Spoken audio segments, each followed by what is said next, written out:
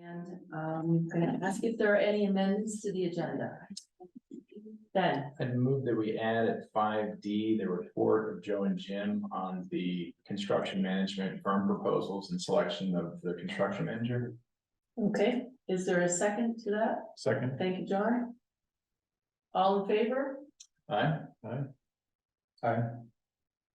All right, we'll add that at 5D. All right, at this time, I'm going to open it us to the public comment. If there are any folks that would like to make a public comment, this would be the time. You also have time at the end of the session as well. Adam.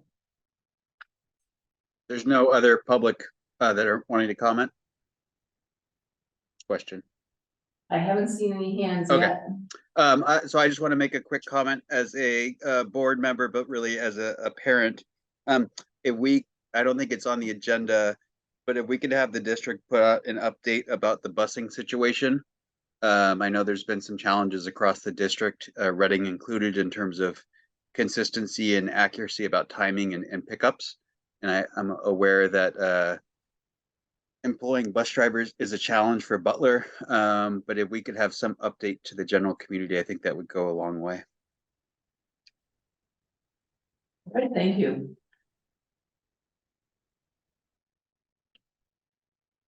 Anybody else?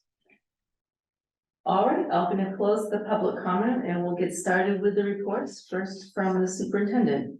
First, I'd like to welcome Lori Beeland, who is our new assistant principal from the Stock Elementary School. Very of course, glad to have her on the team. It's been a short time since our last board meeting, but I've had the opportunity to meet with the design team of the new MDSU strategic plan. Last time we met, we reviewed the proposed revisions to the portrait of a graduate, and we began to identify key themes for the new strategic plan. The next meeting that we'll have is focus on those areas and begin to address individual strategic plan goals. Myself, Ben, and Carrie have attended 2 Wednesday afternoons at the Green. Those have been very well attended, participation with the community, lots of great conversations, and I think the full range of young families to retirees in terms of asking us questions about the new build and getting to see the design and ask some questions. Last week, myself and 6 other principals and school leaders attended the Ed Leader 21 conference in St. Louis. I will see it's an opportunity for us to really, again, think about how our portrait of a graduate really informs the work that we do. How do we fully utilize that document and that resource really to advance student learning and engagement?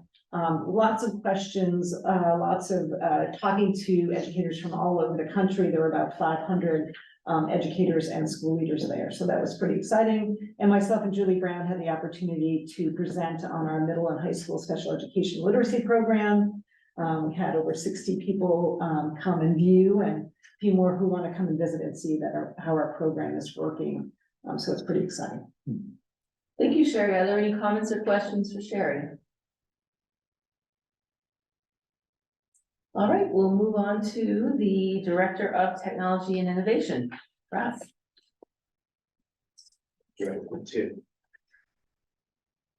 evening, everyone. I'm actually going to try to share my screen to walk you through some of the enrollment numbers that I put in the board book. I may need to allow someone to let me do that.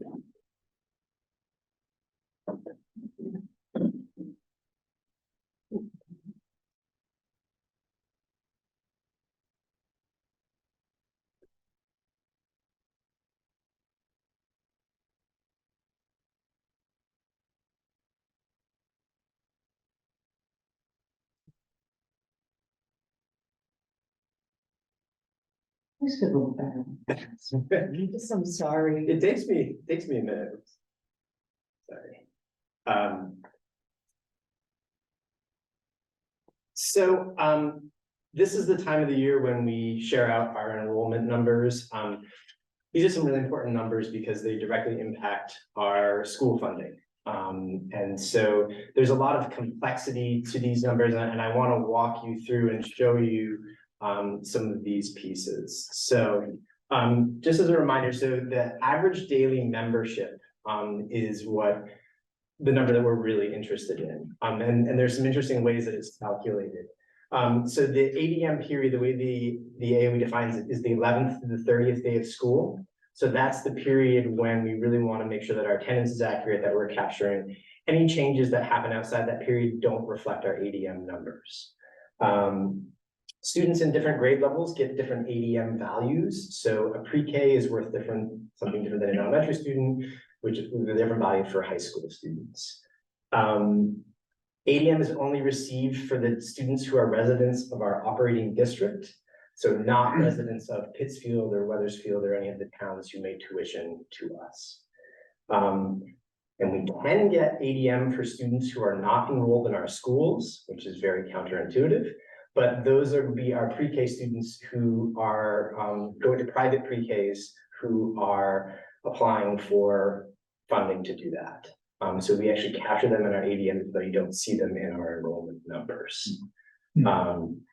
So with all of that, just to show you, I wanted to start by just showing you a graph of where our September enrollment has been for the last couple of years. So overall, our enrollment of 1,001 students is down from 15 students from last year. The enrollment is almost exactly the same as what we had in 2017. Statewide, between the period of 2017 and 2023, the enrollment was down 4.9%. So just as a point of comparison, we're doing better than the state in that measure at the moment. This overall enrollment change doesn't reflect some of the changes in our district. So in 2019, West had 1 pre-K with 17 students. In 2022, West had 5 pre-K classes with 66 students. And this year, West has 3 pre-K classes with 43 students. So some of these numbers are changed by the number of offerings that we're able to make. So just to take them with a grain of salt, but that's where we are. And you see that sort of the COVID bump that happened in 20 and 21. From a school perspective, these are the numbers for the schools. Small changes at Barnard, Killington, Reading, and West, pretty similar to where we were last year. Larger drop at Prosper Valley due to a small 5th grade class that came in. Only 34 students came in. So that's why that drop at Prosper occurred. There was an increase of 5 students at the middle school, high school, which is a good sign. And I just wanted to point out the variability between grades within a school. So for example, you know, in Killington, there are 8 3rd graders and 20 4th graders. So this is some of the challenge of working with you know, small schools, and sometimes there are some big jumps. You notice that we have 49 1st graders across the district and 81 kindergartners. So there's just a lot of variability from grade to grade. Our funding source information. So this shows the tuition funding source. So the top line there, the operating school district, these are the residents of our towns that are part of the district. So this is what feeds into the ADM. So it was down 1.8%. You see those numbers there. There are some small changes with the other categories, but our tuition funding source from other Vermont school districts, so these would be students from Pittsfield or Stockbridge, those are up a little bit from last year. I've included one of these spreadsheets to show you. So this is a breakdown by town and grade across the district, just so you can see sort of where students are. And Woodstock has 333 students, Barnard 133, and Killington 107. Those are our 3 biggest towns. And then lastly, this is a different way of looking at it. I haven't shared this one before, but looking at schools and then towns. And so sort of identifying where we have students who are participating in inter-district school choice. So you can see some of where those students are residing and then where they're going to school. So I've highlighted those in yellow, so you can see that information as you go across. And the last piece is just a question about, comes up kind of this time of year where are our students going? And so this is a graph showing we had 23 students unenrolled from our schools this year. The majority of them went to a school in a different state or country. We did have some students going to, 5 students going to an independent school in Vermont, and a couple into a college program.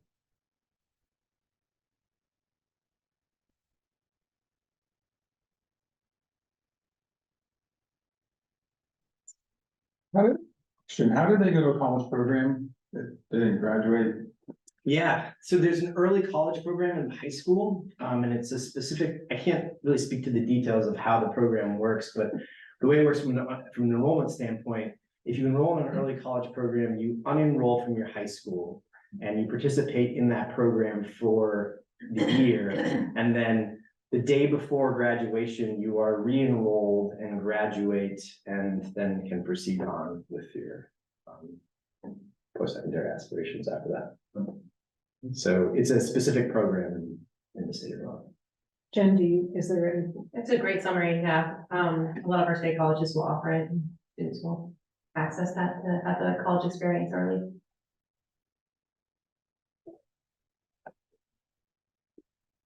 Your historical numbers going back to 2017, are those, that's not ADM numbers, those are raw student numbers? Correct. These are, it's very tricky to kind of get the same, make an apples to apples comparison and make it the same. So this is just literally where were we in the middle of September with the enrollment reports that we were giving to the board based on that. So yes, yeah. Counting noses. All the data here is counting noses, not Correct. equalized pupils. Correct. Okay. And this is the last year, next year is when the new weighting study gets applied, is that correct, 2025? Yes. Okay, so it'll still be under the old system here where they do calculate our equalized pupils. Okay. And when was pre-K first offered? 5 years ago. Yeah. 2017. Right? About that. Barnard had it before Western Killington. We started in 2018. Fall of 2018. See across the district. Reading's had it for a while now. Other schools have had some big, been small, but West really went in 2017. We are noticing fewer students enrolled in home study. Last year we had 60, this year the report is 35. 60? 60 last year, 35 this fall. Huh, it'd be interesting to know where those 25 students went.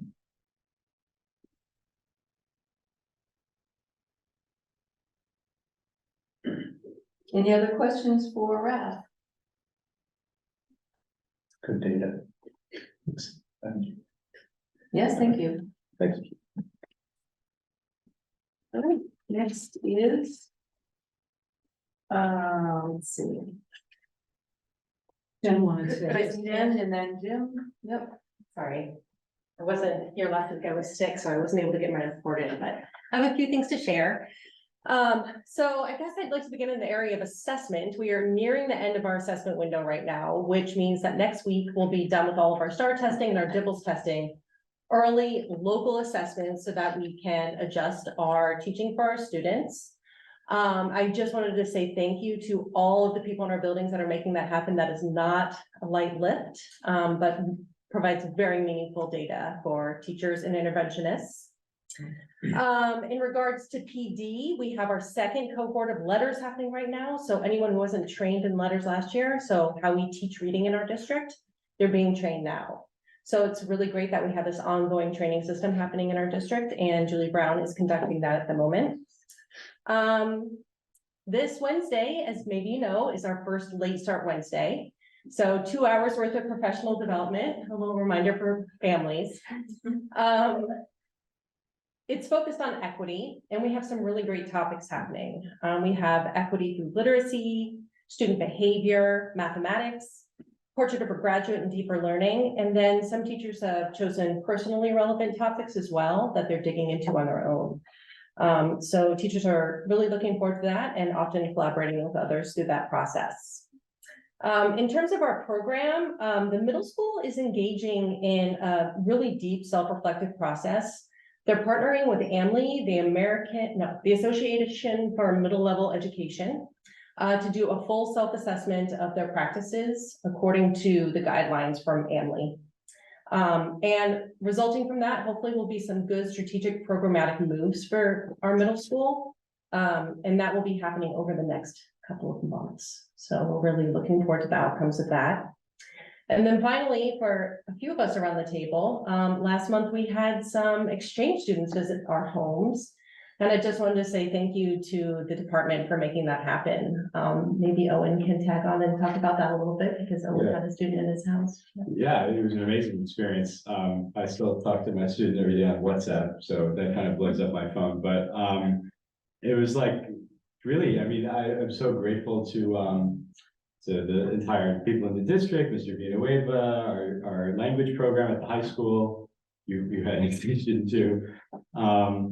And I think it was good for them, good for us to have some exposure to a pretty different culture, but yeah, it was really cool. So the students came to us from Madrid, and then our students will be going there in April. So they're looking forward to that. Absolutely. So, yeah. That's my report. Thanks for hanging me out. All right, thank you. Jim, did you have a report for us?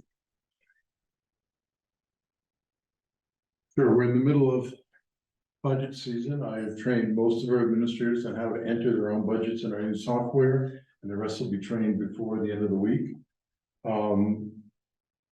We have an aggressive schedule that I shared with you at the last board meeting and the finance committee, and we'll be, once we get the first round of the budgets, we will meet as a team here at the district and then I'll present to the finance committee. We'll look at what we're asking for, what we'd like to add, what we'd like to cut, what we'd like to do, and see where we are, and then we'll be back to you in early December with a budget for you to review. I have two members of my team that are going to a 5-day training with e-finance. And it is e-finance 8 hours a day for 5 days training. And so this is the software that we're on now, and this is just a great opportunity for them.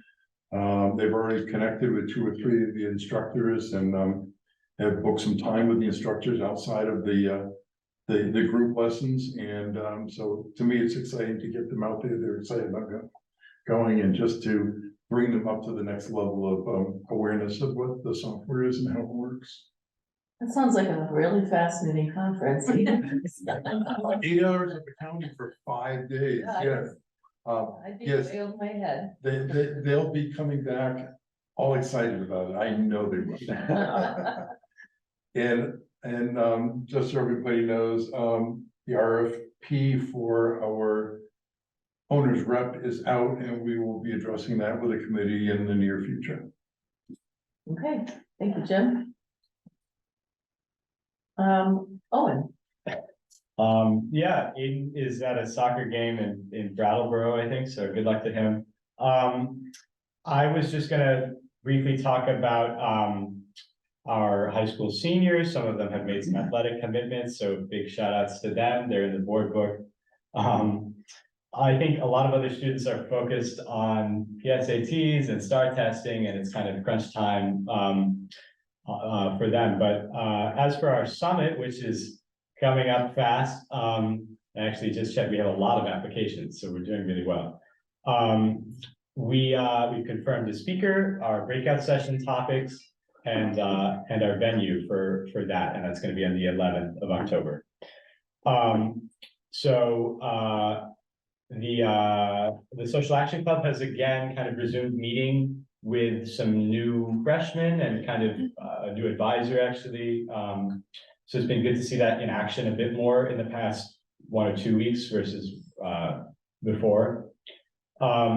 And I was going to talk about our 20-something Spanish exchange students who left the Upper Valley to cap off their visit in New York City. It was an amazing opportunity to host them and to talk to all of them. So I'm grateful to the team in our district and our schools that organized that trip. So I think that went really well. As for what Aiden wrote down, I think he was talking a lot about sports and freshman elections recently happened for their class officers and student council. So we have a healthy incoming class of leaders. I think every position is full, every student council representative is accounted for, so that's good to see. And I think broadly we're doing pretty well. It's Spirit Week, and we conveniently put that also on Picture Day, so that was some bad scheduling, but I think that's what's up. I think we're in decently good shape. All right, any question for Owen? Is Picture Day on Barbie versus Oppenheimer? It's actually on, you're not gonna believe it, it's on PJ Day. Oh, Isn't that genius? Yeah. could have been worse. It could have been worse. That's true. All right, well, thanks a lot, Owen. Glad you're here. Thank you. I don't know if I told you, but I had a reach out from somebody from the VPA asking questions about what we did, how we handled the student representatives, if we had them and all of that. And when I wrote out, how things have changed and how it happened, I got a personal note back from her and saying, wow, I'm gonna send this out to the rest of the districts in Vermont. So bravo for you and Aiden and your seat at our table. Thank you. Always honored to be here. Thank you, guys. Thank you. All right, we can move into the time scheduled appointments. The first being the budget priorities and assumptions for fiscal year 25. I think Ben and Jim are I think we're up. going to do that. I guess, do you want to make it for a second? Randy, could you add Ben as a co-host? Sure, I can do that as soon as he logs in. Oh, good point.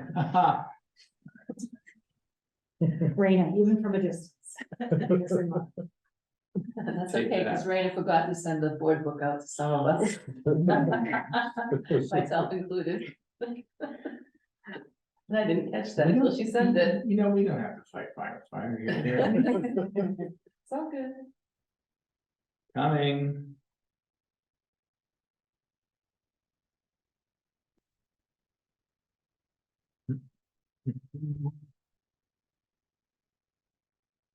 Oops, I had it.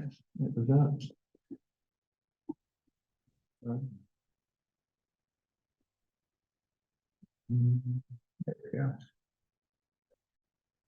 Okay, we're not seeing you. Yeah, I had to take it down Sorry. for a second to get it on the screen.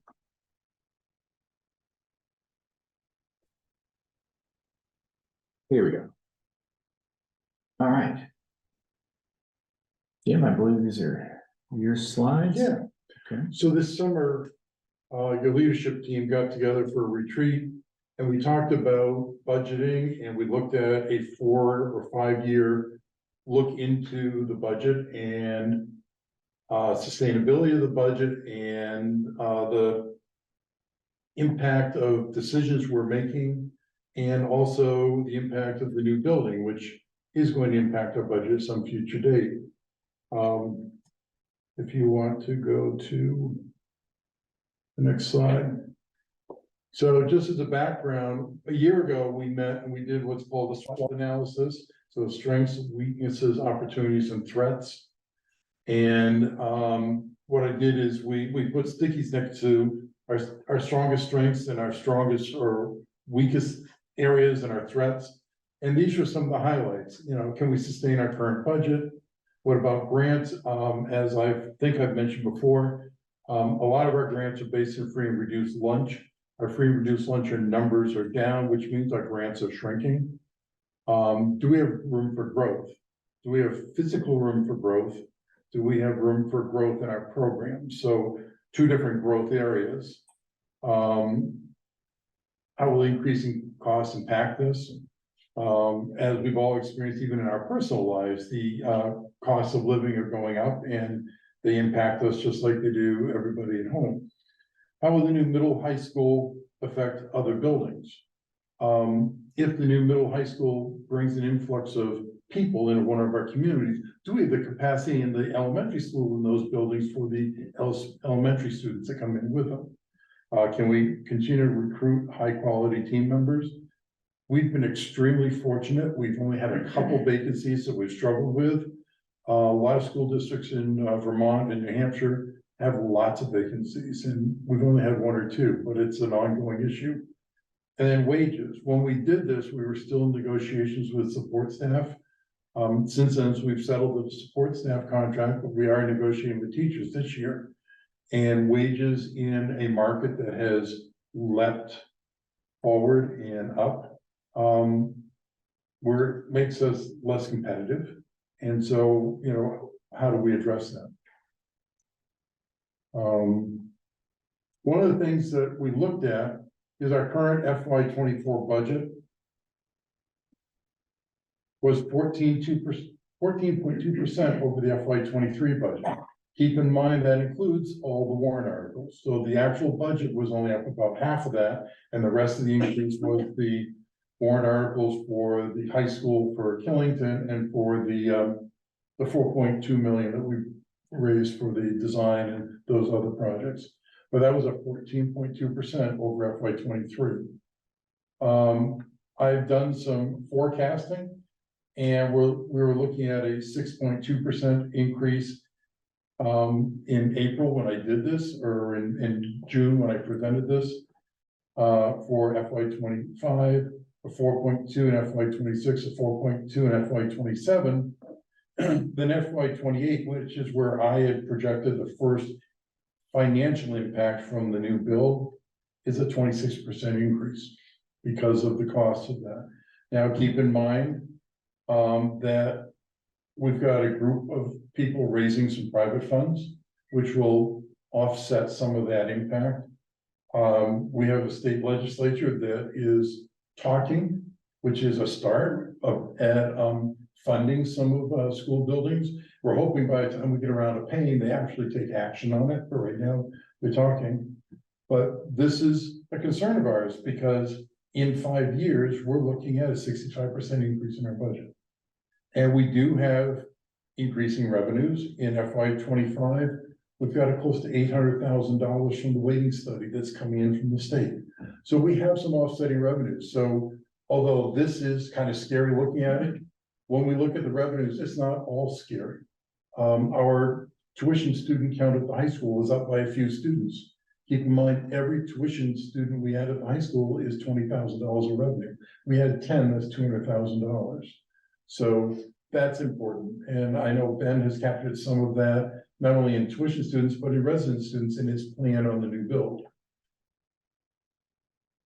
Some of the, Sorry to interrupt, but question on the state funding. If the state lifts its moratorium and decides to put money towards new construction, and we've already built our school and had our debt or our bond passed with the voters, and we're already putting private money towards paying off that bond, and then all of a sudden the state decides they want to start funding new builds, like, will we have any claim on that? Like, how do we sort of keep our?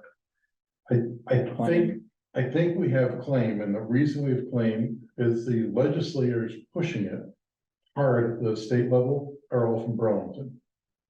And Burlington job project is way ahead of ours on their process, and they're not going to let Burlington suffer if this funding goes through. So if they cover Burlington, they'll cover projects after Burlington. The other thing, and this is a conversation that Ben and I have had, we've done nothing with it yet, but we've talked about it, is the state front loads building aid, which means if they're giving us 25% of, for sake of conversation, 80 million, we'll get 20 million up front. Okay, which means then we only have to borrow 60 million. So the task force, that the legislation that created the task force for new build includes in it language about addressing current needs. So the survey where they audited our building and we came in number 2 is the worst building, that is part of the data that will be used to decide who gets money first. So that's written right into the legislation that created the task force. And so if we do temporary funding through the construction, do permanent funding at the end of the construction, we may be in a position to receive state funds before we even have to borrow. Okay, which would be the best scenario. Those are all moving targets and things we need to keep our eyes on. That's something going back to when Charlie Kimball was the Woodstock rep. I was pushing him to include in legislation a look back provision to say, you know, projects that have been passed in the past, say, 5 years. Let's see. So there's a lot of moving parts, and I don't have a lot of answers yet, but there's a lot of moving parts. Some of the drivers of our increases as we look at this is we're negotiating teachers' collective bargaining agreement. Even if their ask isn't big, it's a large group, so it's a large impact to the budget. Health insurance has been averaging 7% a year lately. Property liability insurance, we had a 24% surprise increase this year after they told us in December it would be 6 or 7%. Migrating grant funds, I already talked about it a little bit, but currently we have just shy of $1.2 million of wages and benefits and grants. Now, most of those are not in the ESSER funds. They don't sunset at the end of this school year. But as our grant funding shrinks, we need to migrate some of these back to our general fund. And our food service operates as a deficit. We know that, we're not surprised by that, but we have to properly fund it, and we've not properly funded in our budget. Okay, next screen, please. Other impacts on taxes and budget is decrease in grant revenues, loss of tuition students, which we seem to be recovering from, lower and free reduced meal numbers, and Killington approved housing projects. I just want to touch on this because this is a huge positive impact, I think, on our budget. But there's workforce development of about 250 homes that's going to start taking place in Killington. And at some point, those homes will be built and occupied. And even if each home has half a child, that's 125 kids to our district. And if 50% of those kids are in grades 7 through 12, and the rest are in K through 6, that puts 65 kids more or less, call it 60 kids at the high school, and the rest at the elementary school in Killington. Killington will be bursting at the seams, and we need to look at that. But all of this adds to our weighted student and our ADMs and all that, and brings in state funding. Also, it increases Killington's grand list and tax base. So that's a very positive impact on us.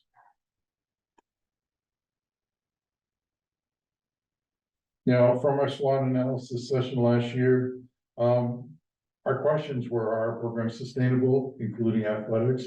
Are we using our staff time effectively? Do we need additional staff? Can we add additional staff? Support wages were too low, but I think that's been addressed in negotiations.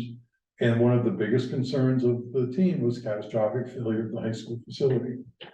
To that end, we've got a staff time effectiveness we're working with what's the group at the elementary level? Oh, with Dave Levison in terms of the New Solutions K-12. New Solutions. So we're doing some of this work right now to make sure that we are doing things right and doing it well. We're studying, making sure that we are using staff effectively and determining if we need additional staff or if we can reallocate current staff or current positions to other needs. So we're spending a lot of time on that. If you remember last March, when we added the assistant principal to the elementary school after the budget was approved, we also had a list of other positions or other needs from our other buildings. Those needs included an increase of a para at Barnard, 0.8 counselor social emotional profession at Barnard, halftime interventionist at Barnard, some minor building reconfigurations. Reading had a couple additions. Go ahead. West, we had the assistant principal, which we added. Prosper Valley had some additional positions. At Prosper Valley, I believe you're aware, but 2 teachers were added through a grant this year. Next year, the grant will only pay for one of those positions. So if we keep the second position, and there's no reason to cut it, but if we keep the second position, we'll need to fund it. And so those are some decisions we are going to have to make as we move forward. Killington had a few additional requests, pretty minor, but they were there. And so, yeah, what are our next steps? What do we do with the new solutions K-12 scheduling, which is what we're working with to help us at the elementary level? What do we do with staffing requests for March? We're doing a lot of talking about those right now. In July, we weren't sure what we were going to do, but they're on the table right now at the leadership team. Where's our enrollment going? Raf told you where it is right now, which is good news in that if we bring back one additional pre-K at West, it will actually increase again, and we're pretty stable right now with our enrollment. What do we do with high school sports and special ed costs are always a concern. One child can move in and cost you a lot of money, and these are things that we're always watching. So these are the things that we're considering as we move forward, building a budget to bring to you. Questions for Jim on the kind of the long-term budgeting presentation? Sorry, I'm trying to get back to my agenda. And I thought I think there's another item in here on the timeline. Yeah, the timeline, and we can skip the third one. They can look at that when they want. Okay.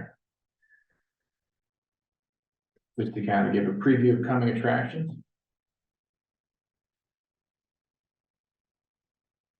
Oops, sorry, I should probably share. We expect people to see it.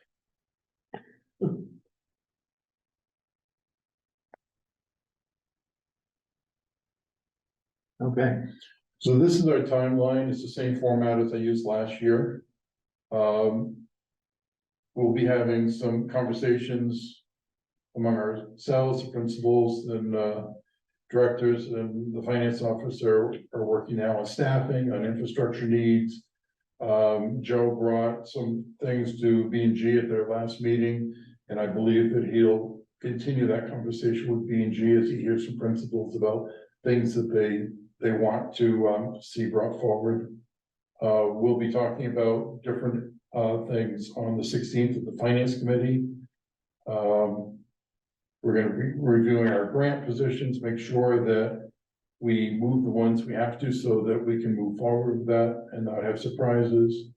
SLT will review the first draft of our budget. That's the leadership team on November 2nd.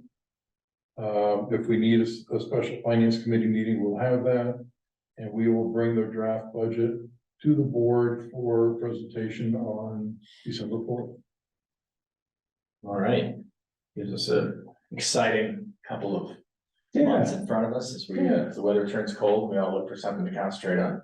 And we've laid out a couple of special meetings if necessary. We haven't needed them in the past, but if necessary, they're on the calendar.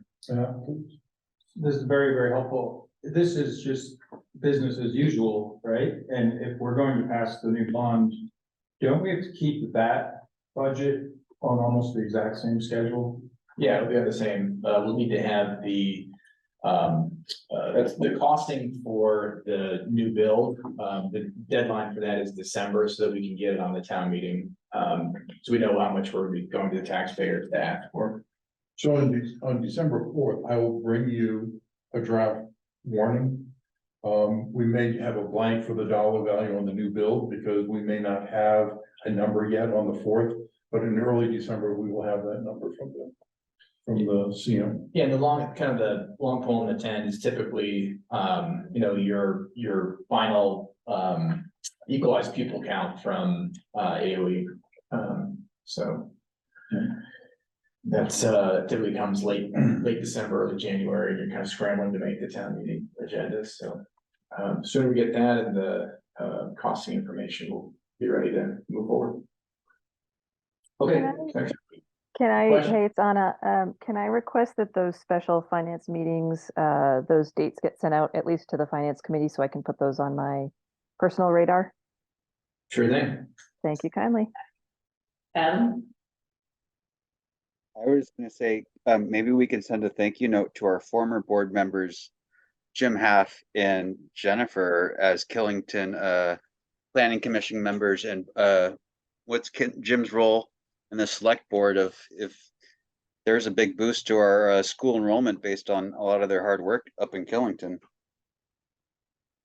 You're here. Jim Half continues to make his presence known even when he's not on the board. He still visits us regularly. I'm sure he does. Shocking. That is just shocking. Great. Other questions, we'll return the agenda to Carrie and keep going. All right, well, Elliot tells me they've got 30+ policies to be reviewing this year, so he's gonna try to keep it under 10 at every meeting, but, anyway, he's got some for us tonight. Yep, so we have 4 to discuss, nothing too remarkable. We do have one up for adoption, which is F3, Fire and Emergency Preparedness. It's the drills. This has been presented a number of times, and so we're just asking tonight to have that adopted. Oh, hang on, sorry. Point of order, are we at 5B on the agenda? Oh, we skipped? Yeah, sorry, we weren't on the committee reports yet. All right, sorry about that. Thank you, Matt, for keeping me on track. All right, so a logo update. I think there was something here in the.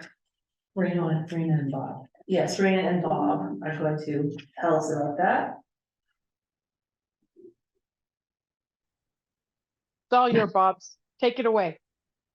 Unmute. Okay, logo update.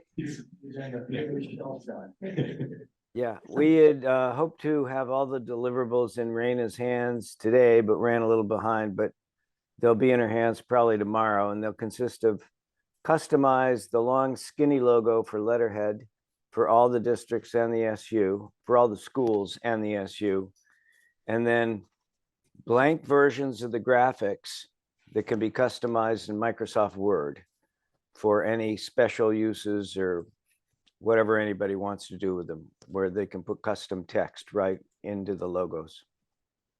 And hopefully that'll be in Raina's hands in the next day or two.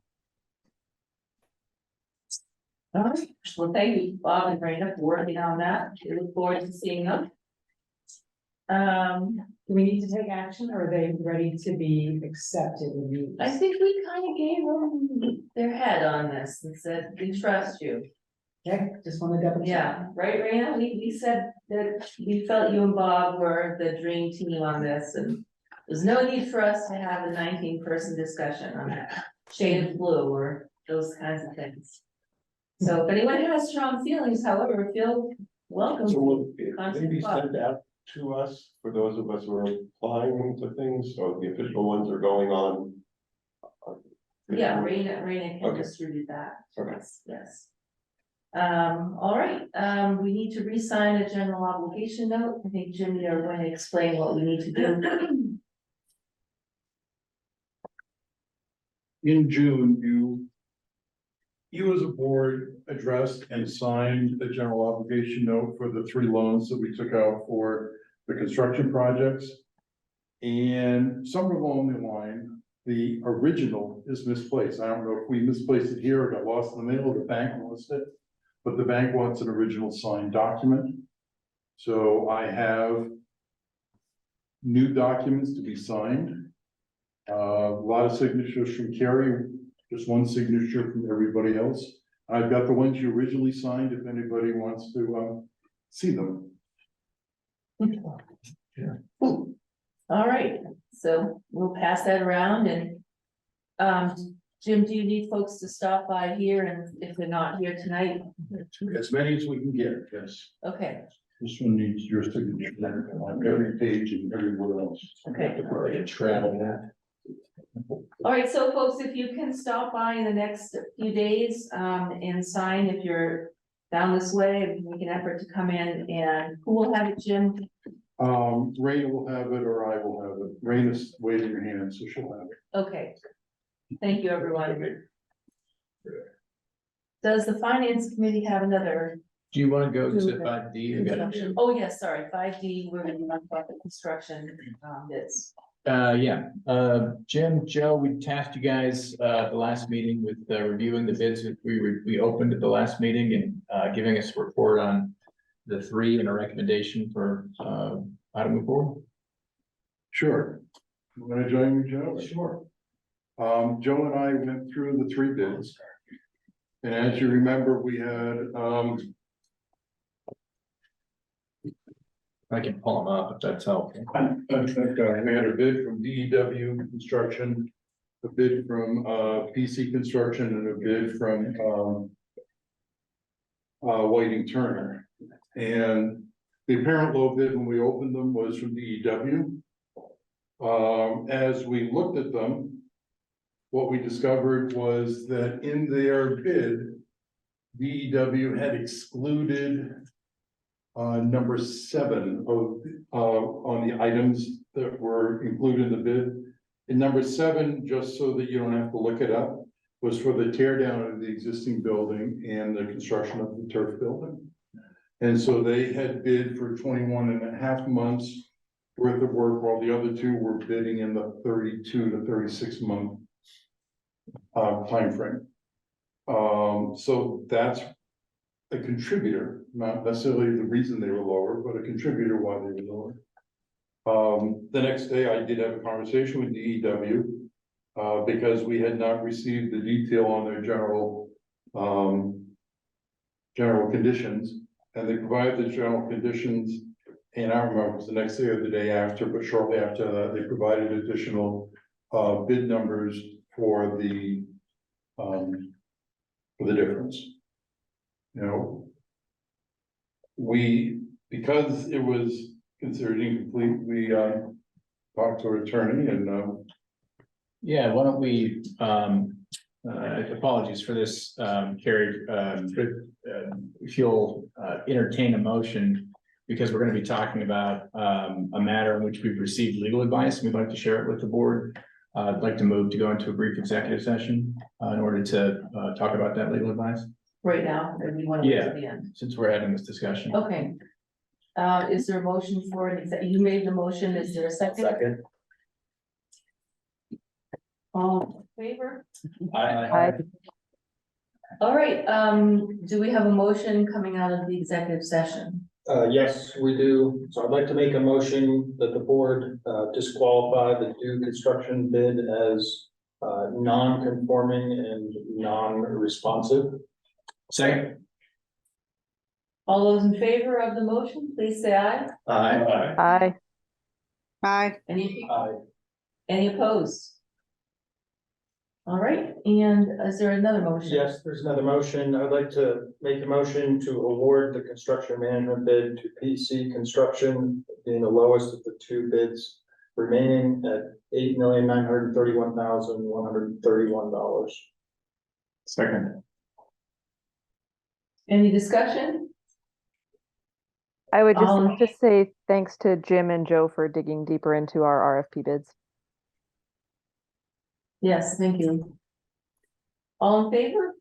Aye. Aye. All right. The motion passes, both motions pass.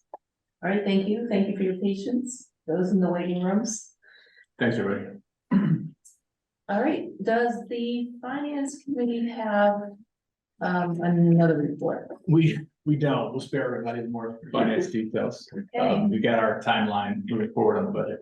All right, well then I think Elliot is ready to present some policies.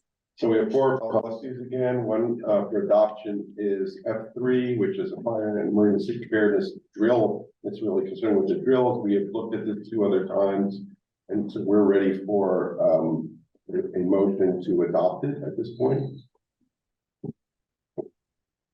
Is there a motion? Yeah. To adopt? So moved. Second, Bryce? Second, and Anna? Anna, will you the second? yes, ma'am. Okay. Any further discussion on the policy before we move to adopt? Okay, all in favor, please say aye. Aye. Aye. Any opposed? Aye. All right, the policy Okay. passes. Okay, we have 3 now for first reading, so F4, which is the companion one to F3 is, and these were state mandated for this year, concerning access control, visitor management, essentially dealing with maintaining safe environment on our campuses and the process of dealing with visitors. And we would like to present it as a first reading this evening and for a second reading in November. Anyone have any comments or questions for the policy committee? All right, do we need a motion to move it to a second reading? Is there a motion to move it? I'll make a motion. Thank you, Ryan. I'll second. Thank you. Thank you, Sam. All in favor of moving it to a second reading, please say aye. Aye. Any opposed? Aye. Right. All right, your next one, Elliot. The next one is C2, which is one of the, we have about 30 policies that the VSBA had sort of taken a look at and revised. Some of them are just wordsmithing, but this is one that we're going to bring up this evening. So this is on student drugs and alcohol. Part of it is just updated terminology and some cooperative agreements. We did bring this up at our meeting, our policy meeting a few weeks ago. And this is what is presented here, but subsequent to that, we've had some additions of just being exactly specific about which product. So I'd like to add that in for this evening to make that for our second reading. So I can describe it rather than just bring it up. It's not that big a deal, but basically, the suggestion was that we put CBD products, supplements, and/or edibles, THC edibles, after cannabis in the definition of 2, and THC, CBD, nicotine, and other substances as before vaping devices, and then also the definition. So just to specify exactly, it's not exclusive of those, it's inclusive, it's at least those. So but we're all specifying some. So I wanted to make that as the addition for our second reading for next for November. Okay, does anyone have any questions on this policy? Matt? Oh, yes. Just responding real time, so is CBD product like a can, like a soda can that's got CBD in it, is that a drug violation? I think that's what, by the definition you just gave, Yes. that would be a violation, so And I think that was, I think it is. As far as I understand. For under 21. Yeah. I really don't know anything about it, so is it against the law for someone under 18 to have a CBD soda? I don't know, I'm asking. I don't honestly think there's an age on it, to be honest with you. I don't know. I'm gonna have to look that up now. And that was the exact example, as a matter of fact, that there was a seltzer that was CBD supplemented. Okay. Found at school. Sorry, I didn't quite hear. Was that question answered one way or the other definitively, or what are you saying was the example? The example was a CBD seltzer. Restricted to persons over the age of 21. Oh, we're talking, It is. okay, Vermont. Okay. That's what I saw. So it would have been included anyway in our language, but this, it just makes the language much more, you know, gave some examples, but essentially. And that was the recommendation of our student Yeah. assistant council. Yeah. So it's really the law says that it's level dependent. Which is interesting. So reading the way it's worded, it says no possession limits on hemp CBD. But that has less than 0.03% THC. So if it has above 0.03%, then it's got a legal limit of 21. Whatever that means. Of the THC. So I would just, sorry, I shouldn't have cut in. So I would just make sure that that definition is stating that it's a THC level that can be found no higher than in a CBD product. So it's not the CBD level. So we just might want to make sure it's probably not the time or place right now, but when policy takes that back, to just clarify that definition. Well, we're not putting. I mean, here's the way it reads, so that. Because. It gives those examples and then it says, or any other controlled substance as defined by state or federal regulations, or statute. So that, it doesn't go into each one of them, but it's giving those as examples and it says, or any other controlled substance. Yeah, that seems appropriate, deferring to applicable law. Right. So if there is a CBD product that's not a controlled substance, then it would be legal under the policy, or be permissible under the policy.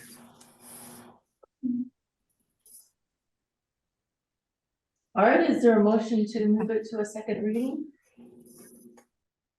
So moved. John, thank you. Second. Thank you, Josh. All in favor, say aye. Aye. Aye. Anyone opposed? All right, thank you very much. Okay, and lastly for this evening is C27, which is student distribution of literature. Essentially, this is dealing with regulating non-school sponsored literature notices, posting on either bulletin boards that are physical or electronic. And we're looking for this as a first reading this evening and second reading in November. And you can take a look at the policy as it is. Any questions? All those in favor of moving it to a second reading, please say aye. Aye. Aye. You can also wave your hand at me. Spontaneous motion. Any opposed? All right, I think that is moved to a second reading. Thank you. Thank you, Elliot, and Policy Committee. Buildings and grounds. I'll kick it off, but maybe Joe and I could just do this in tandem. So we did have a B&G committee meeting on September 18th over at KES. Well, I'll just go, I'll go by memory. So I would say the biggest update on the current projects is everything that we were doing over the summer is complete, but for the heating conversion that's happening at the high school. And they're out of the classrooms with the distribution system, and there's work remaining on both boilers. And we've had a couple hiccups, one being that two pumps that we needed, that we thought were on order. The order itself was canceled by the supplier when they learned that those pumps weren't available. So now we're scrambling to find replacement pumps. And Joe can talk to whether we found those yet. And then we talked about the bids that we received on the HVAC systems for Killington and for Reading.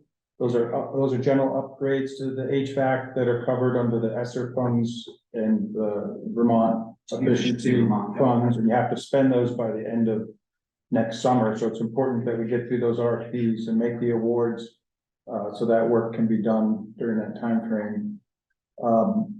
We weren't in a position at that meeting to make the awards because we were clarifying some items.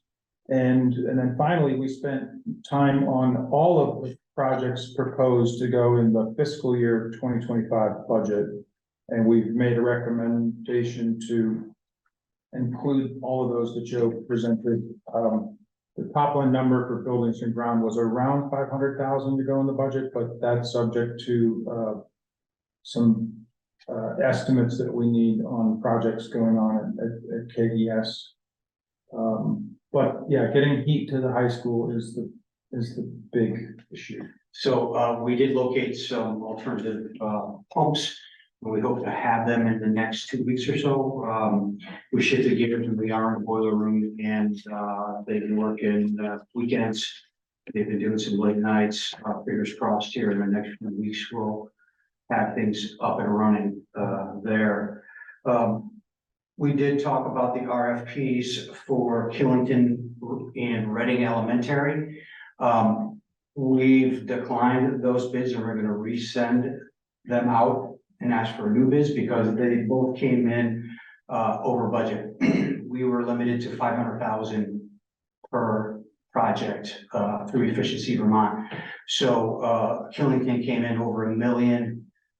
Reading Elementary came in right around $500,000, but one of the RFPs came in, didn't include everything, so we're going to reject them both, ask folks to rebid. I reached out to Efficiency Vermont, and we're going to break up Killington into 2 separate projects. We're going to try to get the first one, the major improvements done for around $500,000, and we're going to again rebid those hopefully in the next few weeks, get them back out onto the street.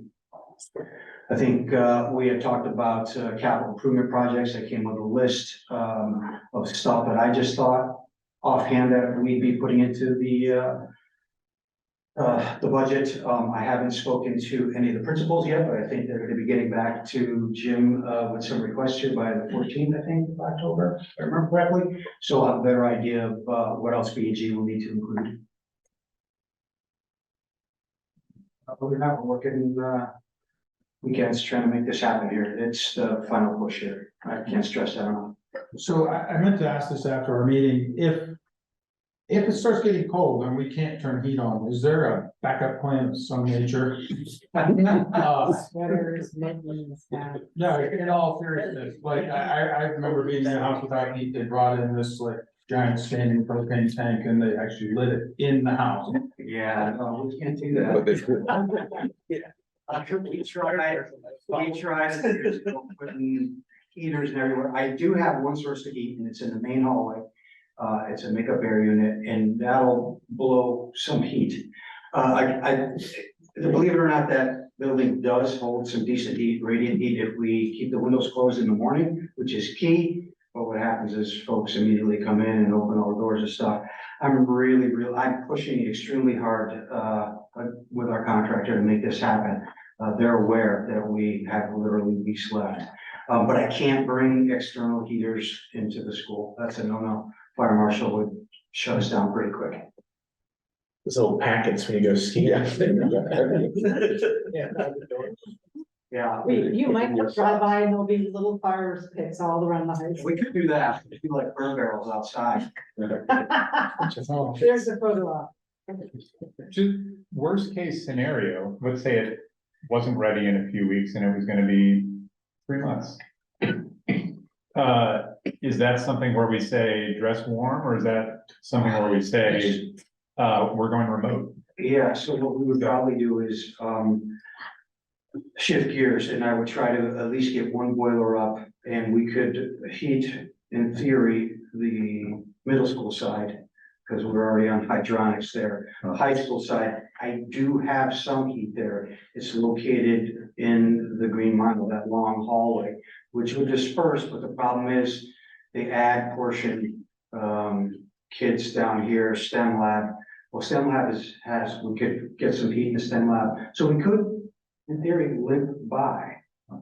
No guarantees. I'm not gonna sign that paper. Don't make it look pretty. Yeah, right. But again, I am the squeaky wheel every day. Thanks for squeaking. That's it for buildings and grounds. All right, well, it seems like there's never a dull moment in the buildings and grounds world. So sometime, at some point, maybe you'll get your rest. For that day. It might be called retirement. Stop. No, I didn't say that. All right, negotiations, hiring and retention committee. The negotiations committee of two, which is Bryce and myself. We're arguing internally about who's gonna chair it. Has been reached out to from the association. We have settled, I think, possibly on the dates of, the days of Wednesdays, hopefully starting very soon to begin the process of negotiations. Anything else, Bryce? Nope, you're good. Thank you. All right, and the configuration and enrollment growth group will be meeting in October, just as an organizational meeting with time to reconnect and talk about some topics that we know are going to come our way. So, any other working groups have a report? Yeah, report on new build, real quick. Sherry already talked about some of the market on grain activities going out, kind of getting the profile of the project raised. Had some great press the last month in kind of all the big papers around the Standard. I had a View from Here column about a month ago that I did. Mountain Times 2 or 3 weeks ago was a feature story, and then Valley News had a great piece. Francis Mize was the author there. But building tours, big thanks to Joe, Jim, for the Thursday. Had a really good group of people come through the middle school, high school building. Got to see all the, warts and all as we went through. Josh, you run that tour, yeah. But yeah, that was great. Probably about 30 people. Session went really well, and we'll do 2 more of those scheduled. Next one will be September. That was September 28th. Next one will be October 26th, and then we'll do November 28th. So, looking to really drive as many people on those tours as we can. So maybe you can have them bring space heaters. Yeah, I was going to suggest having some later in the season too, if the boilers don't get transitioned over, and then we can really give them the full feel of what our students are experiencing when they're trying to learn in our middle school, high school campus. But yeah, lots of momentum. Starting to see a lot more traffic on the websites too. Kind of driving traffic to the FAQs and the new build stuff. Matt? And Karen has her hand up too. Did you take down names in towns that were represented by the 30 some odd participants? I'd be curious to know if we're getting like just Woodstock people, or if we're getting people from all the towns. No, let's see. There was a parent from Killington on the last tour. We all went around. Joe had everybody kind of introduce themselves. I think it was primarily Woodstock, but there was representation. Reading, somebody from Reading. There was Killington, the majority of the folks were from Woodstock. Yeah, but you raise a good point. We're gonna need to take the show on the road, or we can't take the building on the road, obviously, I think it would be helpful if the board members could come up with a proposal for what's the best forum to meet in the town hall in the various towns, or to have a town specific meeting or more general. That I think that's one thing that we want to make sure we are making the effort in offering to go to these town meetings and when they are and all of that. So if the board members from the other towns could help out with that, it would be useful. I know Marlena has a lot of things. There's the Prosper Valley /West meal on Saturday night, and I think you and I and Marlena are gonna man a table through those 3 sessions. And if there are other events like that in the towns, that would be good to have a table there with the representatives from each community present as well. A question. So do you have a sense of that people were undecided or negative about it and changed their mind? Yeah, or- that's, I would say about half of the people at the sessions were, parents who were probably, in support, and the other half were maybe a little bit older, didn't know a whole lot going in. But I can say that I knew of at least one person who's voiced, vocal opposition to the project in the past, who by the end of the session was saying, this is great, didn't realize you guys were as far along as you are with this, looks like it's gonna happen, you covered all your bases. I'm on board. And that's really, you know, gratifying when you get some of those moments. How those we can rely. And I'm just curious also, are you presenting that information about how if you don't do it, what the budget Correct. looks like as well? The same. Because I have had people come over to me, 3 or 4 people, and say they were not, and I started to tell them that, but I think you're seeing it. After Yeah. seeing it. It's the same presentation that I gave at the Yeah. last board meeting with Yeah. the 3 Right. colored lines. And you know, what happens if we, you know, we're able to magically not have to spend any money. That's the yellow, and then the red. What happens if we fix the problems that are known, and then blue? What happens if we build a new building? So those are the slides that we show. I think once people lay eyes on the building, Yeah. they're changed. Really, from the outside, it looks fine. When you start walking through it and actually looking at it, It makes the red line a reality. it does. Corinne? Yeah, thanks. I just wanted to ask how, because I think I somehow missed that the tours were starting up again. So I'm curious how that's being advertised, and I could certainly like reinforce that via the listserv, but are there other avenues that those dates are going out on? It has been on the listserv. I know it's been on the Barnard one, several times. So Newsletters, that's all the elementary. the newsletters. The Valley News, you know, ran those dates. So that was good. And we have a handout too that we gave at the Green, and we'll give as well on, at the Prosper Valley, dinner. Sounds Maybe we good. should go to Feasted Field and then. Yeah, that's over now, unfortunately. Yeah, I'll make sure I look out for that and kind of do like a reinforced, like, all right, Barnard folks, you know, go to one of these. All right. There you go. And then. Okay, all right, I see Anna and then Bryce. What's the feasibility of getting a recording of one of these tours so that we can make a longer video than what we have now that might be more comprehensive for folks who can't show up in person for either of those meetings? Yeah, I think it's in the works. Our Marlena and our communications group kind of debriefed after the last building tour, and that was one of the ideas.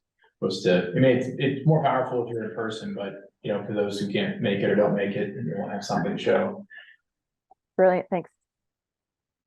Bryce? Yeah, I was just gonna comment. It's my fault too. I noticed that it was getting advertised on the Woodstock, Bridgewater, and Pomfret listservs the week leading up to it, but it was not on the Barnard one, and I meant to forward it.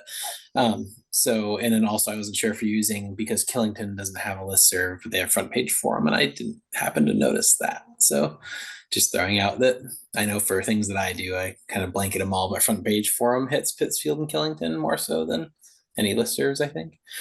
Right, yeah, I was like searching through my listserv, I didn't see it there, but. Yeah, no, it's just as bad that I didn't forward it. I should have. I saw it and I was gonna message you guys and be like, "Oh, you forgot Barnard," and then I forgot. So that's I'll pay attention to. We'll catch the next one. Yeah. Sam? Yeah, I know a lot.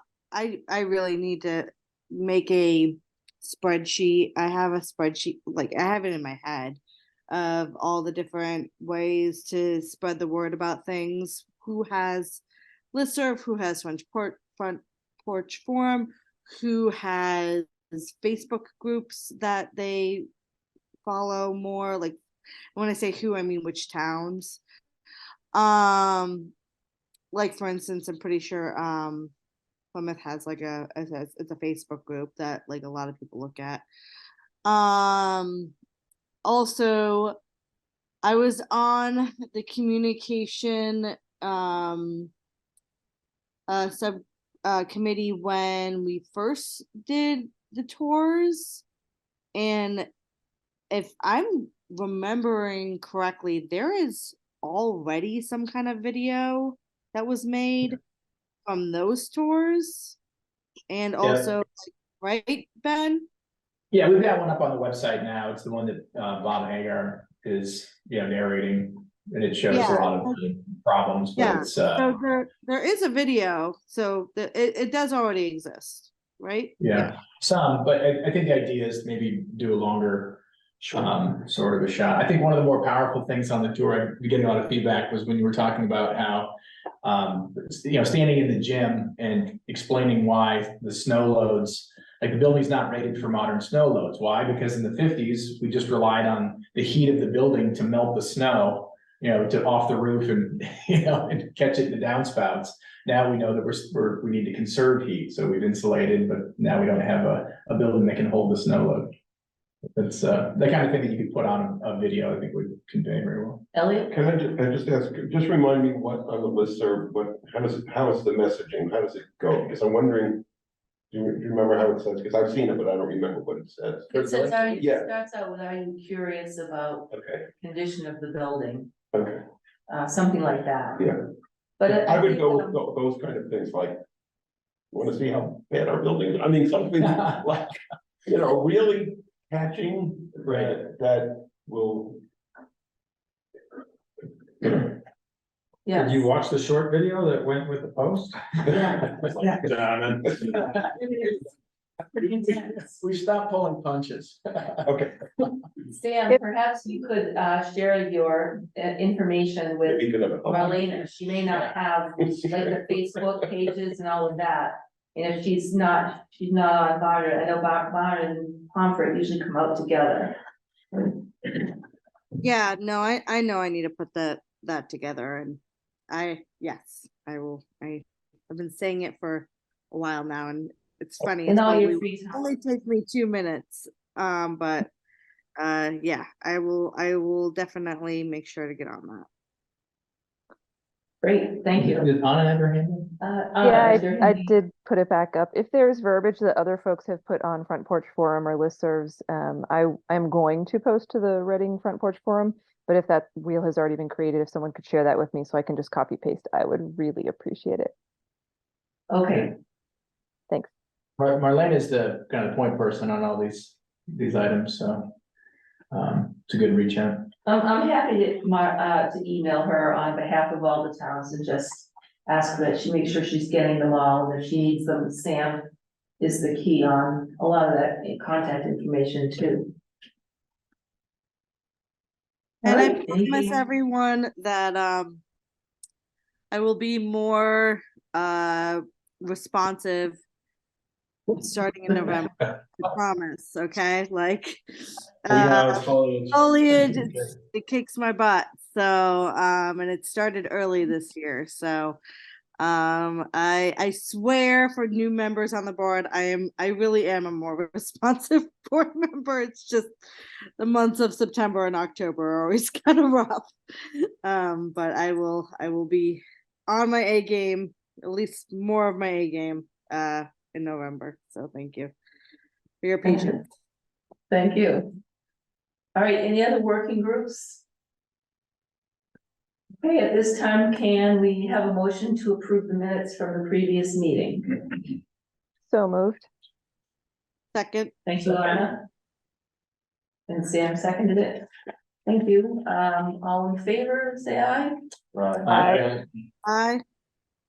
Anyone opposed? All right, thank you. We have time now for public comment, if there's anyone that would like to speak.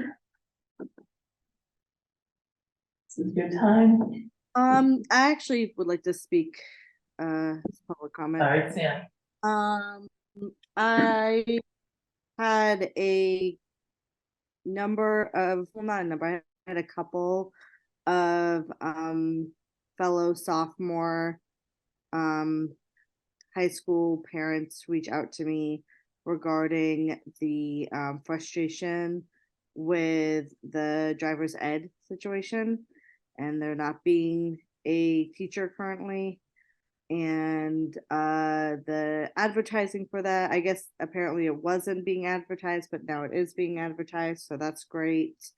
But also something to do with like the ticket reimbursing system being confusing and not really friend, like not really, I can't think of another word but user friendly for parents to navigate to get reimbursement for the program. So I guess I I have not done driver's ed yet for my kid. It's just what I've been being told by other parents. So I think, I guess a little bit more communication along that, and I'm happy to see that the position is now being advertised to be filled. So that's good too. So yeah, that's it. All right, thank you. Any other public comment? Yes, Matt? I'll make one. So I'm no longer on the policy committee, but I would encourage and love to see the policy committee work on the sports policy that was being drafted. And one of the issues on the teams on campus that's impacted is the mountain bike team. They've been a team for 7 years. They have sent 2 kids to nationals who will probably go on to be Olympians. They are like the reigning champs in the Vermont Youth Cycling League. They had 35 students last year, I think 33 this year. I think they have more girls than any other team in Woodstock. But the coach has gone 7 seasons without a stipend. And the kids are not recognized on This Week in Sports, and they're not recognized on the school Instagram. And these are kids who are incredible athletes who put in as much, if not more time than any varsity football player. And they're not being allowed to, use things like the bulletin boards that, like This Week in Sports, that tells the other students when they're having an event. And at this point, I'm just like, okay, it's not a VPA sport, but do we as a school have to treat them as sort of a second-class club?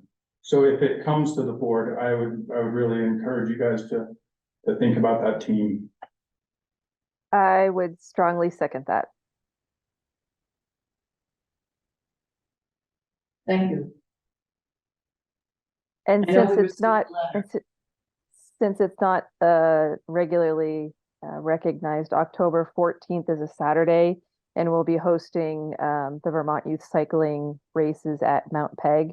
And if you get a second to come out and see what our students are doing, I can't keep up with them, and that's very embarrassing for me because I try to keep up with everybody, and our student mountain bikers are absolutely incredible what they do. Absolutely incredible. Thank you.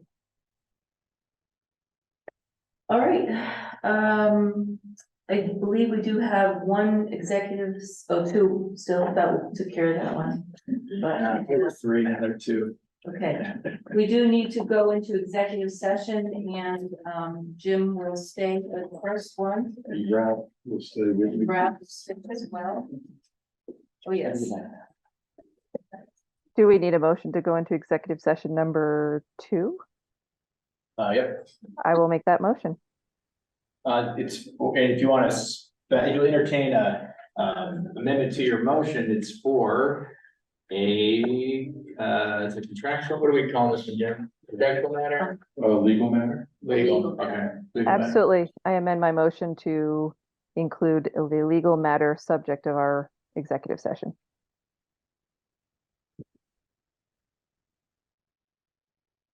We have exited executive session with no action taken. And I need a motion to enter an executive session to discuss a contractual matter. So moved. Second. All right. Do we have a motion coming out of executive session? I hereby move that the employment separation agreement as presented is accepted, and the board chair and vice chair are authorized to execute it on behalf of the board. I will second. Do we start recording again? Yes. Yeah. Who seconded it, please? Anna. Okay. And all in favor, say aye. Aye. Aye. Any opposed? All right, we then need to finish up with our reflection. What did we do well and what could we do better? I think the meeting went quick. I like doing this. Okay. 3 executive sessions Very in well. 2 hours. Very well. Yes, well, when we have budget ahead of us yet. Yeah. And Matt, you're gonna send the minutes to Raina. I'm doing that now. Okay, Yep. great, thank you. Bryce. I just want to I guess, go back, even though they're not here, but maybe they'll watch the recording. And just, I think we should all appreciate, for those of us, especially that have been here for a few years, the detail given by finance, and I know, Ben, you play a part in that, but with Jim, and then also the information from Raf, about the students' information. It's gotten a little better every year, but I think it's finally getting to a point where we can look at this data year over year and help us inform decisions for whether it's us or future board members, but having that student data broken down by town, school, all those different things. We haven't had it to that degree ever, so I think we're just finally getting to this place where, again, it really helps us, because we've had these questions where we're like, well, yeah, we kind of have this and that, but not as much as they're able to. And it's just really helpful for me. So I really appreciate that. So shout out to them when they watch this recording, or I'll tell Sherry that I can watch it, but That'll be in the minutes. yeah. Adam? I was gonna echo what Bryce is sharing. I have vivid flashbacks of a meeting at Killington Elementary as a board member probably 4 or 5 years ago that probably went till about midnight, in which there was no kind of timeliness of, it was just a wallop of, this is our request and we need you to vote on it now. And the kind of, that's like night and day compared to where we've been over the last couple of years. And then a comment that, in the 6 years I've been on the board, I've never been in and out of a general board meeting with 3 executive sessions in less than 2 hours. And on that note, I'd like to make a motion to adjourn. Yeah. I'll That second meeting that. was awful. Oh my Is there a God. second for that? Second. Second by John. All in favor? Aye. All right, 8:21, we have adjourned. My knee didn't even walk up. So. Thank you, everybody.